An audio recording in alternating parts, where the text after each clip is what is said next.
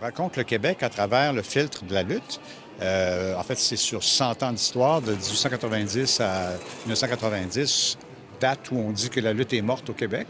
Donc, ce 100 ans-là, il est divisé en 5 actes. Et chacun de ces actes-là vient avec son héros de la lutte ou son héros d'homme fort, si on veut. Fait qu'on raconte tous les mouvements de société et les valeurs de société québécoise qui changent avec le changement de la lutte et l'évolution de la lutte. Nous, on voulait présenter ça d'une façon originale, d'une façon ludique, d'une façon poétique aussi parfois. Et ce qui fait que la forme, le support, si on veut, de l'exposition compte beaucoup sur des illusions d'optique, sur des trucs fantomatiques, des choses comme ça, qui est une façon originale parfois de raconter, plutôt que d'avoir juste comme l'effigie d'un lutteur avec son costume de bain.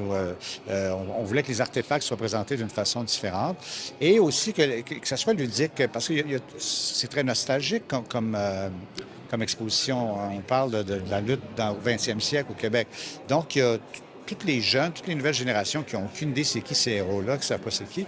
Donc, c'est sûr que s'ils ne savent pas tout, s'ils n'ont pas toutes les connaissances pour apprécier les différents aspects de l'exposition, ils peuvent au moins apprécier la façon dont c'est présenté. Et souvent, ils vont se rappeler plus facilement de ce qu'ils ont vu. Si ça a été ludique, si c'était créatif, si ça les a marqués.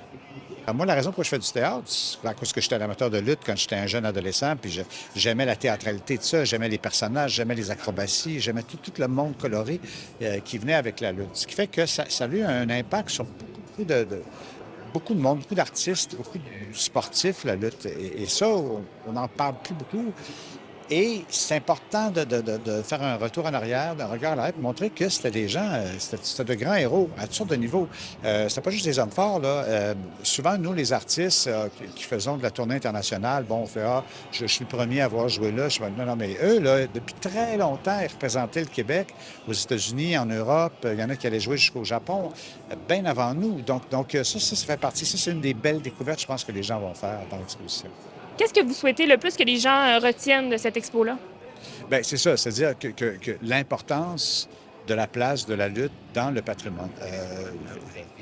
Il y a une extraordinaire artiste québécoise qui s'appelle Anaïs Barbeau-Lavalette, qui, elle, a fait un spectacle magnifique qui s'appelle les Pas perdus et qui parle justement de ça. On pense pas que les rigodons, toutes ces choses, nous, on a tout intéressé parce que c'était notre patrimoine avant.